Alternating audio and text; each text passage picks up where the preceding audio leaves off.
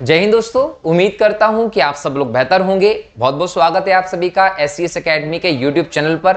दोस्तों, इस लेक्चर में हम मध्य प्रदेश लोक सेवा आयोग अर्थात एमपीपीएससी के प्रीलिम्स के यूनिट 10 में जो संस्थाएं उन पर चर्चा कर रहे हैं और इनसे संबंधित महत्वपूर्ण प्रश्नों को हम आज के इस लेक्चर में देखेंगे। ये यूनिट 10 पर आधारित प्रश्नों की इस लेक्चर श्रृंखला का आज का हमारा दूसरा लेक्चर है। क्लास 2 है ये। इसके पहले क्लास 1 में हम भारत के निर्वाचन आयोग के बारे में बात कर चुके हैं, लेकिन जब आप यूनिट 10 को देखेंगे और निर्वाचन आयोग की व्यवस्था को देखेंगे तो उसमें भारत के निर्वाचन आयोग के साथ आपको मध्य प्रदेश राज्य निर्वाचन आयोग की बात भी की गई है। तो आज के इस लेक्चर में हम मध्य प्रदेश राज्य निर्वाचन आयोग एमपी स्टेट इलेक्शन कमीशन से संबंधित इंपॉर्टेंट क्वेश्चंस को देखने वाले हैं। सभी चीजों को देखेंगे, करंट से हम इसको जोड़कर देखेंगे और सारे इंपॉर्टेंट क्वेश्चंस को इसमें हम लोग कंप्लीट करने वाले हैं। तो आप इसको पिछले लेक्चर के भांति पूरा देखिएगा और चीजों को नोट भी करिएगा, ठीक है। अब हम यहां सबसे पहले तो बात कर लें कि मध्य प्रदेश राज्य निर्वाचन आयोग मतलब क्या। तो याद रखिए, मध्य प्रदेश स्तर पर जो स्थानीय निकाय हैं, पंचायत हो या नगर पालिका, उनके चुनाव करवाने के लिए एक अलग से इलेक्शन कमीशन की व्यवस्था संविधान में है। अगर हम स्थानीय निकायों की बात करें तो इसका इतिहास जो है पुराना है। अगर हम भारत के संदर्भ में देखें तो प्राचीन काल से हमें स्थानीय व्यवस्था देखने को मिलती है, लेकिन हम चोल साम्राज्य को जब बात करते हैं तो चोल साम्राज्य को भारत में स्थानीय व्यवस्था का जनक मानते हैं। क्यों? क्योंकि भारत में सबसे पहले चोल साम्राज्य में ही ग्रामीण व्यवस्था को लेकर अद्भुत एक अलग प्रकार की व्यवस्था की गई थी और इसीलिए स्थानीय स्वशासन की दृष्टि से देखें, पंचायतों की दृष्टि से देखें तो चोल साम्राज्य को स्वर्ण युग के रूप में देखा जाता है। बराबर। अब ये तो बात हो गई चोल साम्राज्य के समय की, लेकिन अगर हम आधुनिक व्यवस्था की बात करें तो यहां पर इंपॉर्टेंट योगदान जाता है लॉर्ड रिपिन को। लॉर्ड रिपिन जब भारत का गवर्नर जनरल बनता है तो इसके समय से ही सबसे पहले हमारे यहां पर स्थानीय व्यवस्था को लेकर व्यवस्था की गई थी। इसलिए आधुनिक ढांचे पर आधारित भारत में स्थानीय स्वशासन का जनक लॉर्ड रिपिन को कहा जाता है। 1947 में आजादी मिलती है। 26 जनवरी 1950 को देश का संविधान लागू हो जाता है। जब इस संविधान की बात करेंगे तो इसमें आर्टिकल नंबर 40 के तहत ग्राम पंचायत की व्यवस्था जरूर की गई थी, लेकिन इसके अलावा इसमें कोई ठोस आधार हमें दिखाई नहीं पड़ता जिसमें स्थानीय स्वशासन को लेकर कोई खास व्यवस्था हो। और इसीलिए कहीं ना कहीं हम देखें तो भारत में इसको लेकर प्रयास तो किए गए, लेकिन ऐसे ठोस प्रयास नहीं किए गए। अगर हम प्रयासों की बात करें तो साधारण तौर पर हम देखें तो कहीं ना कहीं 2 अक्टूबर 1959 की व्यवस्था देखने को मिलती है, जब नागौर जो रहा आपका राजस्थान का, यहां पर पहले प्राइम मिनिस्टर जवाहरलाल नेहरू ने पंचायती व्यवस्था का प्रारंभ किया और इसी के साथ 11 अक्टूबर हम देखें तो आंध्र प्रदेश में भी इस प्रकार की व्यवस्था की, लेकिन यह व्यवस्था कोई संवैधानिक व्यवस्था के आधार पर एक ठोस व्यवस्था नहीं दिखाई पड़ती।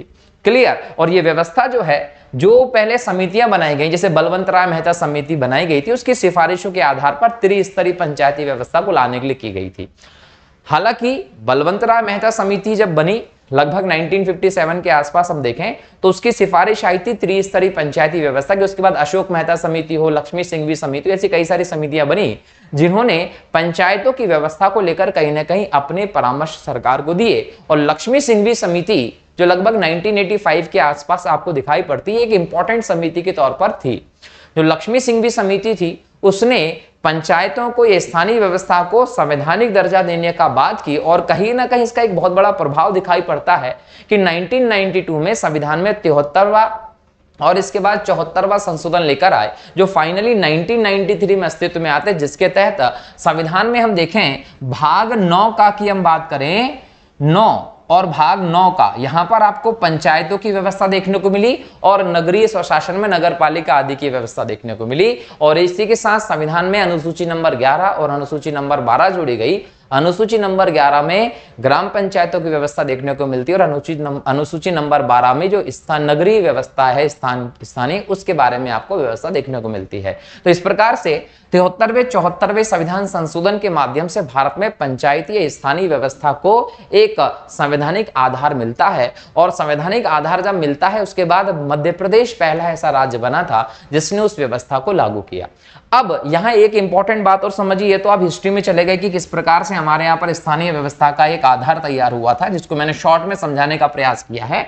एमपी की स्पेशल लेक्चर सीरीज भी अपलोड है हमारे यूट्यूब चैनल पर, जिसपे एमपी के कई सारे लेक्चर्स अपलोड हैं। उसी लेक्चर श्रृंखला में मध्य प्रदेश की स्थानीय व्यवस्था को मैंने डिटेल में डिस्कशन किया है, तो इससे संबंधित डिटेल में आपको वहां पर लेक्चर मिल जाएगा। तो प्लेलिस्ट में जाकर एमपी के लेक्चर्स को देखिए, उसमें आपको जरूर मिलेगा, और वहां जाकर आपके और डिटेल में मध्य प्रदेश का स्थानीय व्यवस्था को समझने को मिलेगा। ठीक है, यहां अगर हम आगे बढ़े तो 74वें संविधान संशोधन ने स्थानीय व्यवस्था के लिए कहीं ना कहीं चीज लाई थी। हमने जब भारत का इलेक्शन कमीशन पढ़ा था, उसमें हमने देखा था कि ये अखिल भारतीय व्यवस्था है, मतलब पूरे भारत में लोकसभा के इलेक्शन हो, विधानसभा के इलेक्शन हो, वो करवाने की जिम्मेदारी केंद्रीय निर्वाचन आयोग की, भारत के निर्वाचन आयोग की है। लेकिन जब हम राज्य के स्थानीय व्यवस्था में चुनाव की बात करते हैं तो संविधान ने इसकी जिम्मेदारी राज्य सरकारों को दी है, और इसी प्रकार से 74वें संविधान संशोधन के आलोक में राज्य निर्वाचन आयोग की व्यवस्था की गई है, जिसमें राज्यों में राज्य निर्वाचन आयोग होगा और वो अपने यहां पर स्थानीय निकायों के चुनाव को संपन्न कराने के लिए जिम्मेदार होगा।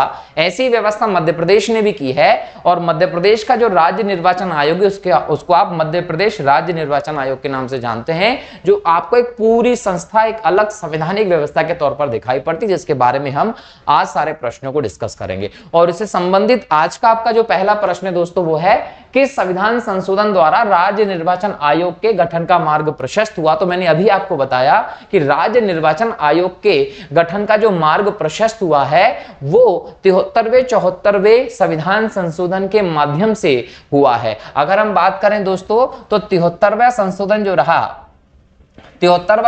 जो रहा, इस संशोधन में पंचायती राज की बात की गई, और 74वें संशोधन की मैं बात करूं तो इसके अंतर्गत नगरीय शासन की बात की गई।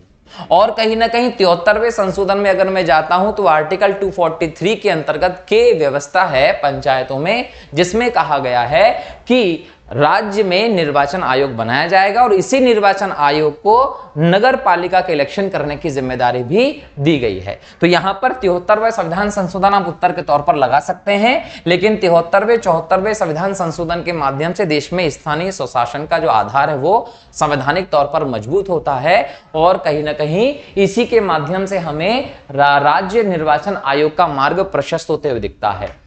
राज्य निर्वाचन आयोग के गठन के संबंध में अनुच्छेद है, अनुच्छेद 243 के जो है दोस्तों, जिसको आप हिंदी में अनुच्छेद 243 ट भी बोल सकते हैं। तो अनुच्छेद 243 ट जो है वो राज्य निर्वाचन आयोग के गठन से संबंधित व्यवस्था की बात करता है। 243 के या हिंदी में 243 ट। तो आर्टिकल 243 के राज्य निर्वाचन आयोग के गठन की बात करता है। इसमें एडिशनल एक और चीज आप लोगों को ध्यान रखना है कि आर्टिकल 243 इसको य क बोल दें, या इसको आप इंग्लिश में ZA लिख लें। यह बोलता है कि इस राज्य निर्वाचन आयोग को नगर पालिकाओं के इलेक्शन करवाने की जिम्मेदारी भी देते हैं, मतलब नगर पालिकाओं के चुनाव की जिम्मेदारी भी इस इलेक्शन कमीशन को आर्टिकल नंबर 243 ZA के तहत दी गई है। लेकिन राज्य निर्वाचन आयोग के गठन की जो व्यवस्था है वो आर्टिकल 243 के में है। 243 ZA के तहत इसको नगर पालिकाओं के इलेक्शन कराने की एडिशनल एक जिम्मेदारी दी गई, जिसका मतलब यह है कि इनको स्थानीय स्तर के चुनावों को करवाना है, शांतिपूर्ण तरीके से करवाना है, निष्पक्ष तरीके से करवाना है। ये उसका निर्वाचन की जो नामावली होती है उसको तैयार कराने के लिए जिम्मेदार हैं। ये उनका अधीक्षण करते हैं, इलेक्शंस का संचालन करते हैं, निर्देशन करते हैं, और तो और यहां पर नियंत्रण की जिम्मेदारी भी राज्य निर्वाचन आयोग की होगी। राज्य से संबंधित जो भी स्थानीय स्तर की चुनाव व्यवस्था होगी। तो यहां याद रखिएगा कि राज्य निर्वाचन आयोग के गठन के लिए 73वें संविधान संशोधन का इंपॉर्टेंट रोल है, जिसमें आर्टिकल 243 के राज्य निर्वाचन आयोग के गठन की बात करता है, और इसको आर्टिकल नंबर 243 ZA के तहत नगर पालिकाओं के इलेक्शन की जिम्मेदारी भी दी गई है। और साथ में यह भी याद रखिए कि अगर संविधान के आर्टिकल में दिया है, इसका मतलब राज्य निर्वाचन आयोग एक संवैधानिक संस्था है। और यह भी ध्यान रखना है कि मध्य प्रदेश का राज्य निर्वाचन आयोग एक सदस्यीय संस्था के तौर पर आपको दिखाई पड़ता है, ध्यान रखिएगा। ठीक है, अगला प्रश्न है, देश में राज्य निर्वाचन आयोग का गठन किस राज्य ने सबसे पहले किया था? तो जब संशोधन हो गया 73वां, पंचायतों की व्यवस्था की बात हो गई, 74वां संशोधन हो गया, आर्टिकल आपके सामने आ गए।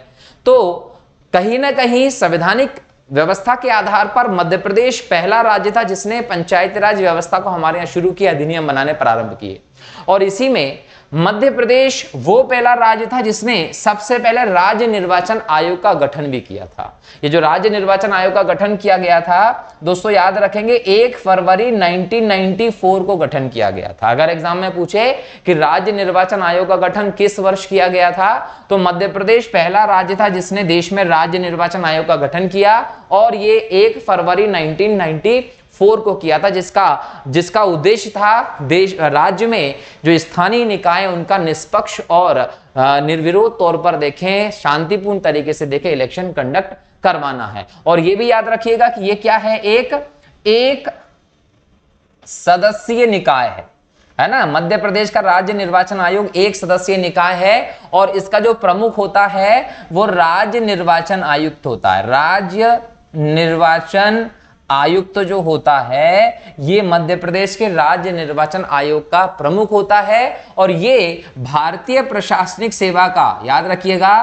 भारतीय प्रशासनिक सेवा का वरिष्ठतम अधिकारी होता है। वरिष्ठतम अधिकारी जो भारतीय प्रशासनिक सेवा का हो वो मध्य प्रदेश में राज्य निर्वाचन आयुक्त के तौर पर नियुक्त किया जाता है। ठीक है, आगे बढ़ते हैं। अगला प्रश्न है, राज्य निर्वाचन आयोग है किस प्रकार की संस्था है? अगर संविधान के आर्टिकल 243 के में इसका वर्णन है तो सीधे तौर पर आप ये कह सकते हो कि संविधान में दिया है, और जिस भी संस्था का उल्लेख संविधान के किसी अनुच्छेद में है वो संस्था संवैधानिक संस्था कहलाती है। इसका मतलब राज्य निर्वाचन आयोग भी एक संवैधानिक संस्था है, ये आप लोगों को ध्यान रखना। ठीक है, अगला प्रश्न है, मध्य प्रदेश राज्य निर्वाचन आयोग की स्थापना कब की गई थी? अभी थोड़ी देर पहले मैंने बताया 1 फरवरी 1994 को एक संवैधानिक संस्था के तौर पर, एक सदस्यीय संस्था के तौर पर, एक स्वतंत्र संस्था के तौर पर, और स्पष्ट रूप से शांतिपूर्ण निष्पक्ष चुनाव कराने के लिए मध्य प्रदेश राज्य निर्वाचन आयोग की स्थापना 1 फरवरी 1994 को की गई थी, और ऐसा करने वाला मध्य प्रदेश देश का पहला राज्य बना था। मध्य प्रदेश राज्य निर्वाचन आयोग संचालन करता है किस चुनाव को संचालन करता? ध्यान रखेंगे, विधानसभा के चुनाव का संचालन केंद्रीय निर्वाचन आयोग करता है। क्लियर, विधानसभा एवं लोकसभा दोनों के इलेक्शंस केंद्रीय निर्वाचन आयोग, भारत का निर्वाचन आयोग करता है। और मध्य प्रदेश का राज्य निर्वाचन आयोग नगरीय निकायों के और त्रिस्तरीय पंचायतों के चुनावों को करवाने की जिम्मेदारी रखता है। तो आपका उत्तर हो जाएगा डी, नगर निकाय और त्रिस्तरीय पंचायतों के चुनाव का काम। राज्य निर्वाचन आयोग किसके अधीन काम करता है? बड़ा अच्छा प्रश्न है। तो याद रखिएगा कि राज्य निर्वाचन आयोग जो होता है ये राज्यपाल के अधीन काम करता है। याद रखिए कि राज्यपाल के अधीन में क्यों कह रहा हूं, क्योंकि पंचायत के चुनाव हो या नगर पालिका के चुनाव हो, याद रखिए अगर हम बात करें चुनाव किस स्तर पर, राज्य स्तर पर, इन चुनावों की अधिसूचना कौन जारी करता है? अधिसूचना जारी करता है राज्यपाल।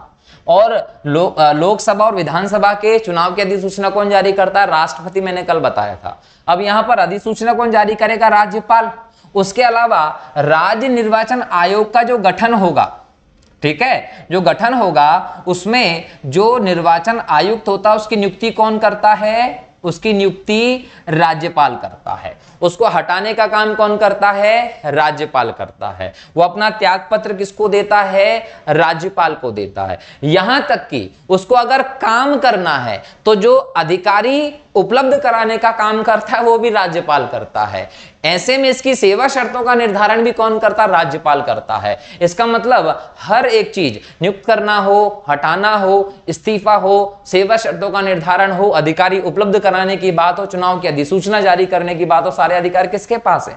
राज्यपाल के पास है। तो ऐसे आप क्या बोलेंगे कि ये राज्यपाल के अधीन काम करता है। ये आप लोगों को ध्यान रखना है। ठीक है, चलिए आगे बढ़े।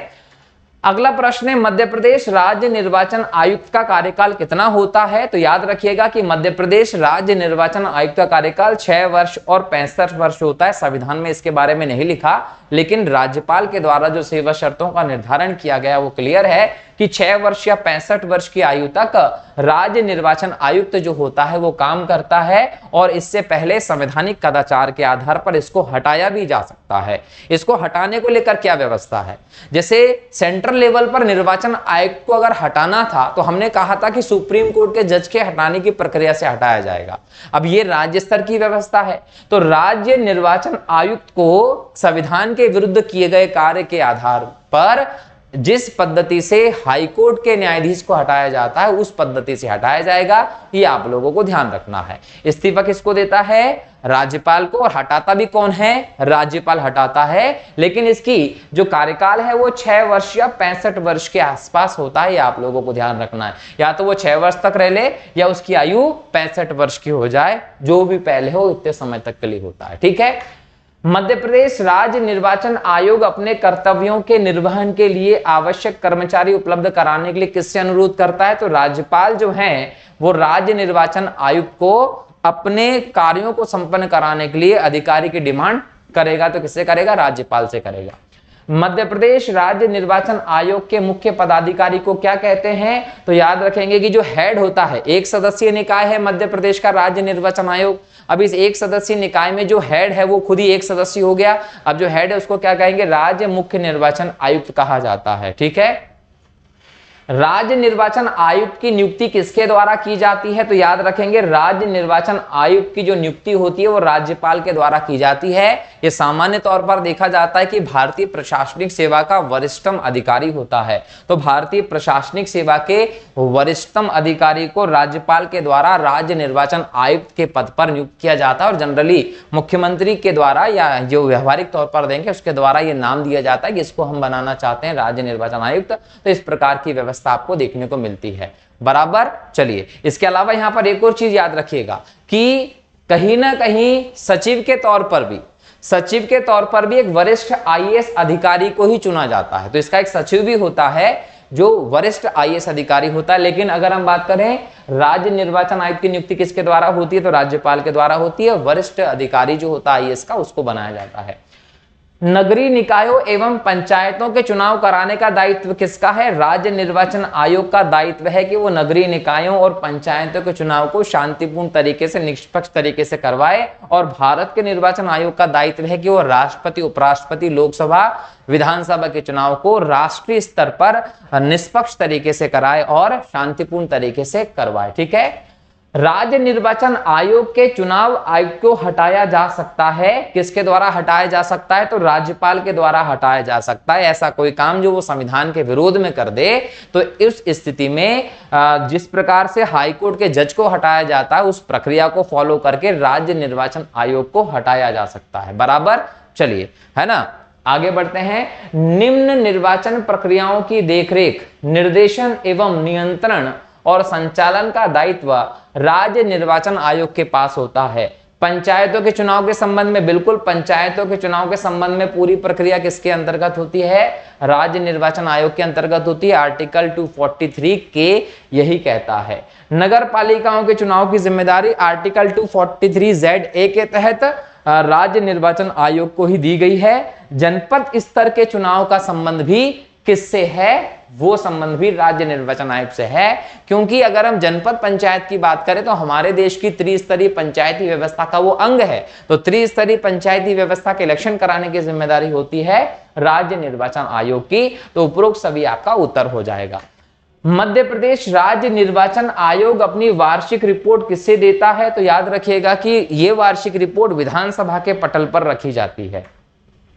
निम्न में से किस अनुच्छेद के तहत राज्य निर्वाचन आयोग पंचायतों में चुनावों का संचालन करता है, तो याद रखिए आर्टिकल 243 के तहत त्रिस्तरीय पंचायतों के चुनाव के लिए ही राज्यपाल के द्वारा राज्य निर्वाचन आयोग का गठन किया जाता है। ठीक है। मध्य प्रदेश राज्य निर्वाचन आयोग के आयुक्त की सेवा शर्तों का निर्धारण कौन करता है, तो राज्यपाल के द्वारा ही राज्य निर्वाचन आयोग के सेवा शर्तों का निर्धारण किया जाता है। ये आप लोगों को ध्यान रखना। केंद्रीय स्तर पर सेवा शर्तों का निर्धारण का काम राष्ट्रपति करता है और राज्य स्तर पर राज्यपाल के द्वारा किया जाता है। राज्य निर्वाचन आयोग नगरीय निकायों के निर्वाचन का संचालन किस अनुच्छेद के तहत करता है, तो अनुच्छेद 243ZA के तहत, य क के तहत ही जो राज्य निर्वाचन आयोग 243 के तहत बनाया गया है वही नगर पालिकाओं के चुनावों का भी संचालन करता है। मध्य प्रदेश राज्य निर्वाचन आयोग में निम्न में से कौन सा आयुक्त नहीं रहा? तो ये नाम आपको दिए गए हैं, इसमें से आपको पहचानना है कि कौन सा इनमें से आयुक्त के तौर पर काम करने वाला नहीं रहा। लेकिन अगर मैं बात करूं गोपाल शरण शुक्ल की, तो गोपाल शरण शुक्ल जो थे वो सन 2000 से लेकर सन 2006 तक मध्य प्रदेश राज्य निर्वाचन आयुक्त के तौर पर काम कर चुके हैं। अगर मैं आर परशुराम जी की बात करूं, है ना, ये गोपाल शरण शुक्ल दूसरे नंबर पर थे।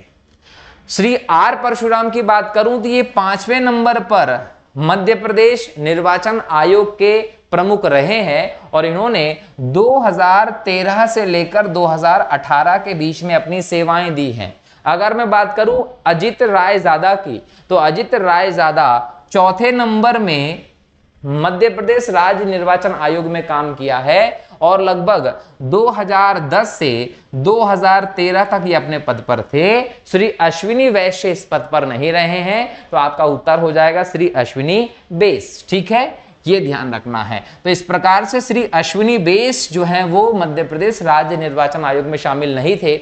ठीक है, गोपाल शरण शुक्ल थे, आर परशुराम थे और अजित रायजादा भी थे। इनका नाम याद रख लीजिएगा, कभी कभी क्वेश्चन अलग प्रकार से पूछ लेता है।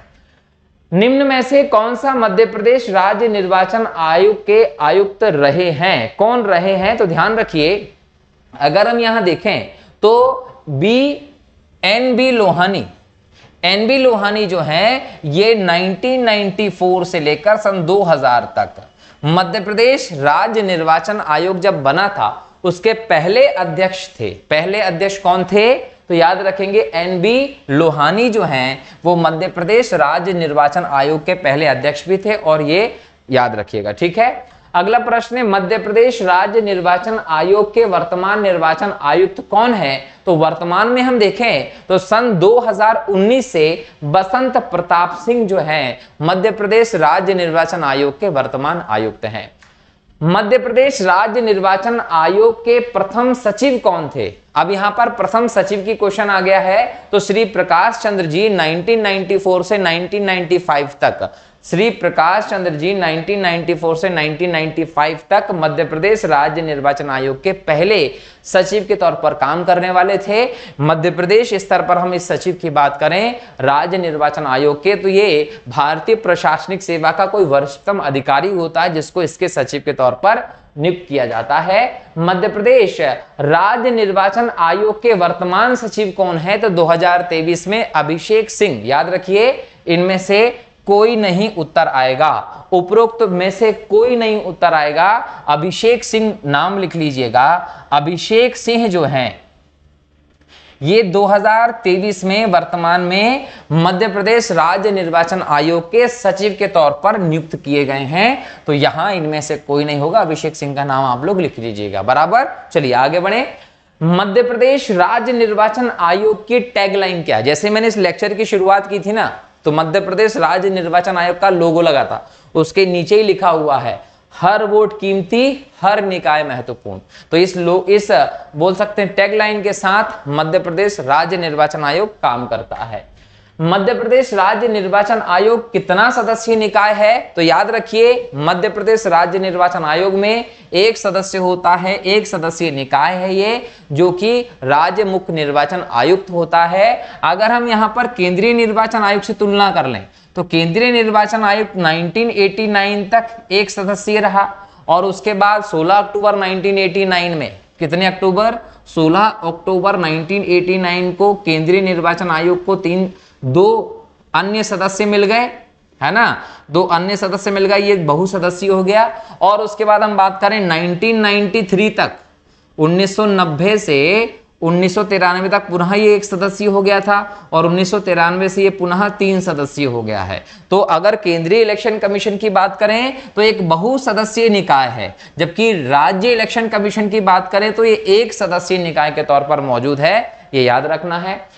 अगला प्रश्न है मध्य प्रदेश राज्य निर्वाचन आयोग पंचायतों एवं नगर पालिकाओं के निर्वाचन के संबंध में निम्नलिखित में से किस अधिनियम के तहत काम करता है? तो याद रखिए, अगर आपको पंचायतों का निर्वाचन में काम करना है, नगर पालिकाओं के निर्वाचन में काम करना है तो इसके लिए मध्य प्रदेश स्थानीय प्राधिकरण निर्वाचन अपराध अधिनियम 1964 भी लगता है। इसके लिए कोलाहल नियंत्रण अधिनियम 1985 भी लगता है। इसके लिए इसके अंदर संपत्ति निरूपण अधिनियम 1994 भी लगता है। तीनों अधिनियमों के तहत निर्वाचन आयोग काम करता है। पर्याप्त शक्तियां दी गई हैं ताकि ये शांतिपूर्ण तरीके से निष्पक्ष रूप से इलेक्शन का काम कर सके और लोकतंत्र की जो परंपरा है उस परंपरा को निश्चित तौर पर निभा सके, उसको जिंदा रख सके, उसको आगे बढ़ा सके। बराबर। तो अगर हम देखें मदर ऑफ डेमोक्रेसी, लोकतंत्र की जननी अगर कोई भूमि है तो वो भारत की भूमि है। तो हमारे यहाँ पर हर प्रकार से एक व्यवस्थित सिस्टम देखने को मिलता है ताकि लोकतंत्र किसी भी प्रकार से प्रभावित ना हो। मध्य प्रदेश राज्य निर्वाचन आयोग किस दिवस को प्रत्येक वर्ष मतदाता सूची अपडेट करता है? तो याद रखिए हर साल 1 जनवरी को मध्य प्रदेश राज्य निर्वाचन आयोग जो है वो अपनी मतदाता सूची को अपडेट करता है, ये ध्यान रखना है। 24 जनवरी जो होता है दोस्तों, ये याद रखिएगा, इसको आप वोटर्स डे के तौर पर मनाते हैं। देश में नगरीय निकाय व पंचायत स्तर के चुनाव कराने वाला पहला राज्य कौन सा था? मध्य प्रदेश ने इस प्रकार के चुनाव कराए। जब 73 व 74वां संविधान संशोधन आता है अस्तित्व में 1993 में, उसके बाद मध्य प्रदेश ऐसा पहला राज्य था जिसने नगरीय निकायों के लिए, पंचायतों के लिए इस पूरी व्यवस्था को लागू करने के लिए सबसे पहले कानून बनाया था। कानून बनाने के बाद इस पूरी व्यवस्था को सबसे पहले लागू करने वाला मध्य प्रदेश था और उसके बाद इलेक्शन करवाने वाला भी मध्य प्रदेश पहला राज्य था देश का, ये याद रखिएगा। फोटो युक्त मतदाता सूचियां तैयार करने का दायित्व किसका होता है? तो मतदाता सूची तैयार करना हो या आपका वोटर आईडी आप तक पहुंचाना हो, जिला निर्वाचन अधिकारी जो होता है, जो कलेक्टर को बनाया जाता है, ये फोटो युक्त मतदाता सूची तैयार करके देता है। पंचायतों के निर्वाचन संबंधी मामलों में न्यायालय के हस्तक्षेप पर रोक संबंधी उपबंध संविधान के किस अनुच्छेद में वर्णित हैं? तो याद रखिए जिस प्रकार से लोकसभा के, विधानसभा के इलेक्शंस में निर्वाचन आयोग का इंटरफेयर रोका गया है, उसी प्रकार से पंचायतों में जो इंटरफेयर होता है न्यायालयों का, उसको आर्टिकल 243O के तहत रोका गया है कि आप इसमें हस्तक्षेप नहीं कर सकते। नगर पालिकाओं के निर्वाचन संबंधी मामलों में न्यायालय के हस्तक्षेप पर रोक किसके तहत की गई है? तो ZG, आर्टिकल 243 के ZG के तहत यह व्यवस्था की गई है कि नगर पालिकाओं के इलेक्शन को जब राज्य निर्वाचन आयोग संपन्न करवाएगा तो ऐसी कंडीशन में न्यायालय का हस्तक्षेप उसमें नहीं होगा। अगला प्रश्न है, पंचायत व नगर पालिका चुनाव में चुनाव चिन्हों का आवंटन व उससे संबंधित विवादों का निपटारा कौन करता है? जब आपने इलेक्शन करवाने के लिए एक अलग से व्यवस्था कर रखी है तो जाहिर सी बात है कि चुनाव चिन्ह देना हो या फिर विवादों का निपटान करना वही संस्था करेगी। मतलब मध्य प्रदेश राज्य निर्वाचन आयोग मध्य प्रदेश में पंचायत व नगर पालिका के चुनाव में किसी भी प्रकार का विवाद होता है या चुनाव चिन्ह का डिस्ट्रीब्यूशन होता है तो उसमें काम करेगा। मध्य प्रदेश के निर्वाचन भवन का उद्घाटन कब किया गया था? दोस्तों याद रखेंगे 1 नवंबर 1997 को राज्यपाल महोदय थे मोहम्मद शफी कुरैशी। ये मोहम्मद शफी कुरैशी जो 1 नवंबर 1997 को मध्य प्रदेश में राज्यपाल के पद पे थे, इन्होंने ही मध्य प्रदेश निर्वाचन भवन का उद्घाटन किया था। लेकिन उद्घाटन 1 नवंबर 1997 को हुआ तो फिर इसका शिलान्यास कब हुआ था? तो याद रखिए इसका अगर हम शिलान्यास की बात करें तो शिलान्यास लगभग हम बात करें 12 जनवरी को 1995 को, 12 जनवरी 1995 को तत्कालिक राष्ट्रपति थे शंकर दयाल शर्मा।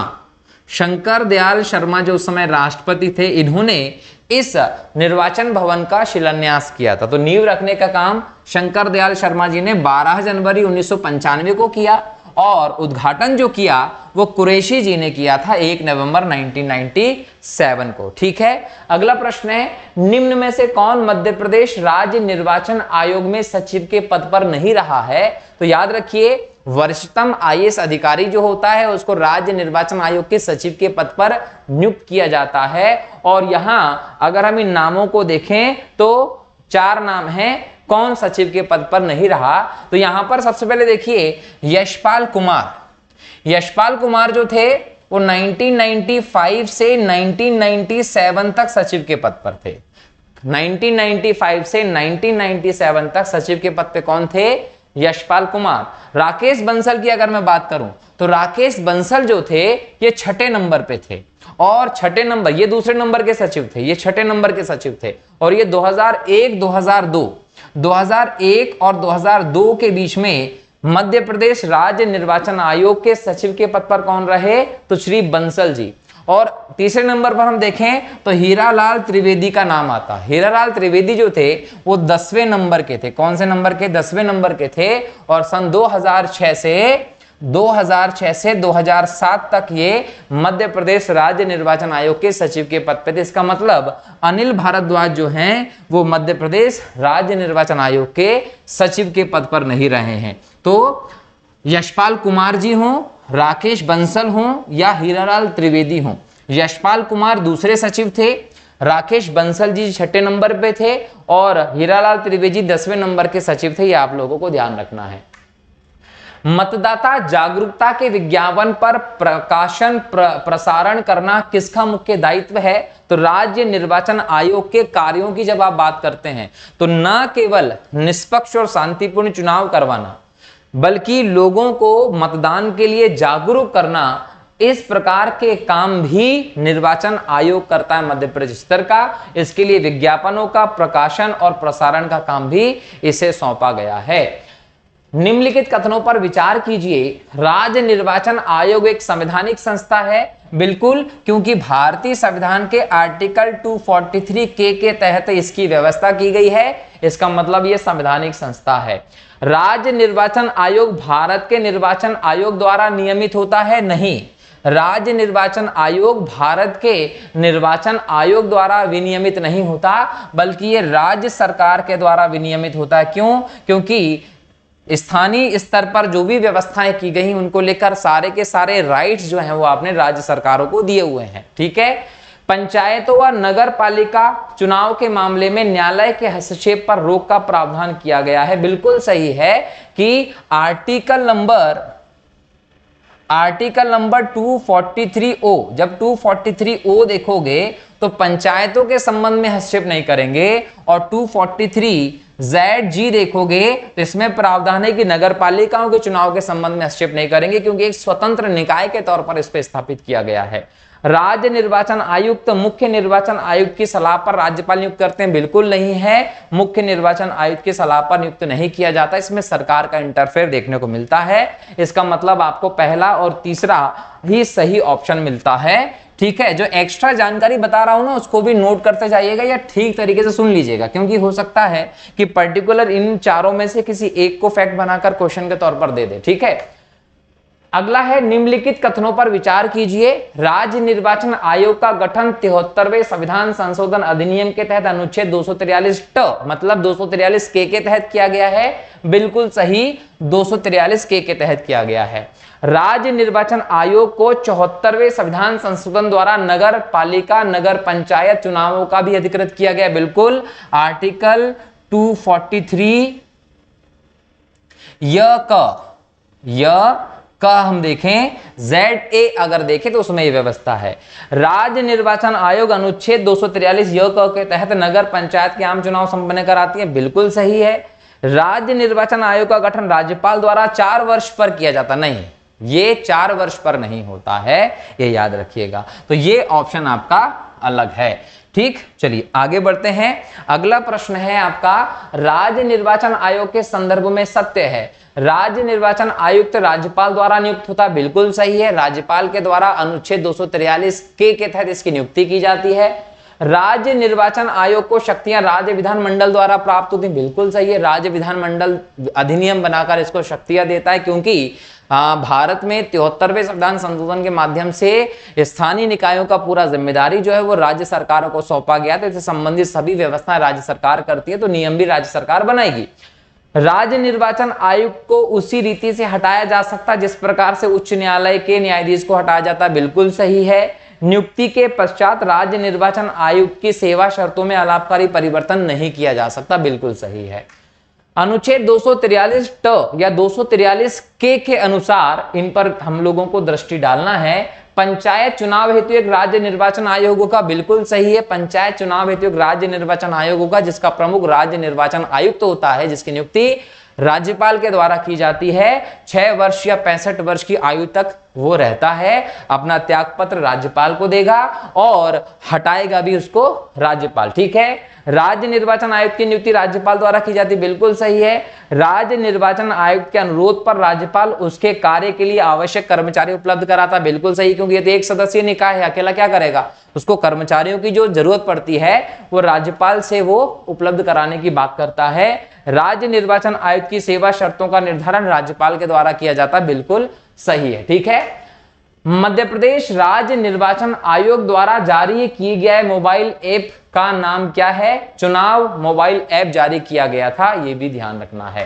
राज्य निर्वाचन आयोग इनमें से क्या कार्य करता है? पंचायतों का निर्वाचन करता है, नगरीय निकायों का निर्वाचन करता है, क्लियर, या विधानमंडल का निर्वाचन? विधानमंडल का निर्वाचन केंद्रीय निर्वाचन आयोग करता है, लेकिन राज्य निर्वाचन आयोग इन दोनों के तहत आता है, तो ए और बी दोनों है।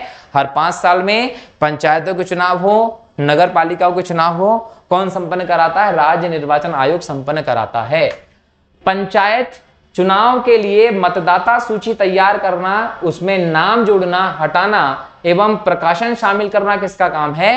राज्य निर्वाचन आयोग का काम है। अभी देखिए इलेक्शन आने वाले हैं, तो आपको जगह जगह स्कूल में जगह जगह पर आपको कुछ कैंपेन दिख रहे हैं जहां पर वोटर लिस्ट में परिवर्तन हो या नए वोटर आईडी बनाना हो, इस पर काम चल रहा है। ठीक है। विधानसभा व विधान परिषद के लिए चुनाव की अधिसूचना इनमें से कौन जारी करता है? तो याद रखिएगा, अधिसूचना विधानसभा और विधान परिषद के लिए चुनाव के लिए अधिसूचना जारी करने का काम राष्ट्रपति करता है, ये ध्यान रखेंगे। ठीक है। पंचायतों तथा नगर पालिका चुनाव के लिए अधिसूचना कौन जारी करता है? ये अधिसूचना जारी करता है राज्यपाल। ठीक है। राज्य में विधानसभा निर्वाचन संबंधी कार्य का पर्यवेक्षण कौन करता है? मुख्य निर्वाचन अधिकारी करता है, ये ध्यान रखेंगे। मध्य प्रदेश राज्य निर्वाचन आयोग के कार्यों में शामिल है स्थानीय महत्वपूर्ण सामाजिक व्यक्तियों के लिए मतदाता जागरूकता की अपील करना, बिल्कुल सही होता है। सोशल मीडिया पर जिलेवार आम नागरिकों से सुझाव व अभिमत के लिए सुविधा प्राप्त करना, ये दोनों कथन सत्य हैं, ये ध्यान रखेंगे।